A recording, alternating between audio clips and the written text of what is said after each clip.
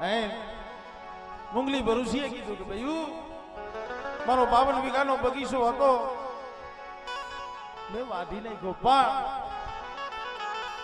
એક હાથ વરાનો હુરિયો મેં નાખ્યો છે બીજું કોઈ છે નહીં પણ એક હાથ વરસનો હુરિયો ભરૂચની જગ્યા માથે મેં મુંગલી ભરૂચી રાખ્યો છે અને ઈ જેદી મારો હુરિયો મને જમાડશે ને મારી બયું તેદી હું તમને આમંત્રણ આપીશ.